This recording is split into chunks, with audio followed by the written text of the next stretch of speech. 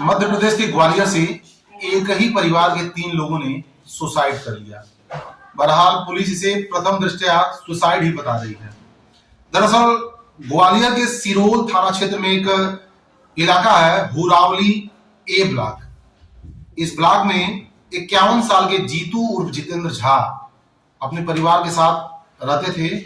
उनकी एक पत्नी थी और एक 17 साल का बेटा था। पेशे से जीतू झा प्रॉपर्टी डीलर थे, प्रॉपर्टी का काम करते थे। वही जो उनकी पत्नी थी, पत्नी का नाम त्रिवेणी था, त्रिवेणी झा, जो आर्मी स्कूल के ऑफिशियल ब्रांच में प्रिंसिपल थी। शिक्षित परिवार था, लेकिन न जाने ऐसा क्या कारण रहा, क्या समस्याएं रही जिससे वो लड़ नहीं सके और सुसाइड जैसे आत्मघाती कदम उठा लिए। वो भी एक नहीं, 3 सुसाइड। पुलिस तो बहरहाल इसे सुसाइड का मामला ही मान रही है। 17 साल का उनका बेटा था जिसका नाम अंचल था, जो भी 12वीं का छात्र था। पुलिस की जांच में मौके से एक सुसाइड नोट भी मिला है। जिस सुसाइड नोट में लिखा हुआ है कि मेरे बेटे की मौत का जिम्मेदार पार्टनर देवेंद्र है।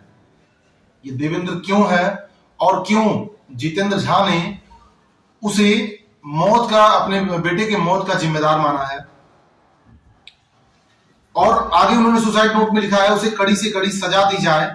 देवेंद्र साक्षी अपार्टमेंट में रहता है, वह मेरे बेटे को बहुत परेशान करता था। सवाल यह है कि आखिर वो किस तरह से इनके बेटे को परेशान करता था और परेशान करने का वो कौन सा उसका तरीका था जिसकी वजह से जितेंद्र के बेटे ने सुसाइड जैसे बड़े कदम उठा लिए और आत्महत्या कर ली। और उसकी मृत्यु देख करके मां और बाप ने भी आत्महत्या कर लिया। मामला डाइजेस्ट नहीं हो रहा है, लेकिन बहरहाल अभी प्रथम दृष्टया यही लग रहा है। उसके बाद पुलिस की जांच में मौके से एक हथौड़ा मिला है, टूटी हुई खिड़की का ग्रिल मिला है और बाल्टी के ऊपर रखी हुई बाल्टी मिली है। ये मकान के पिछले हिस्से की कहानी है। मकान के पिछले हिस्से का एक खिड़की टूटा हुआ है, उसका ग्रिल अंदर की तरफ गिरा हुआ है और मकान के बाहर वाले हिस्से में बाल्टी के ऊपर बाल्टी रखी हुई है।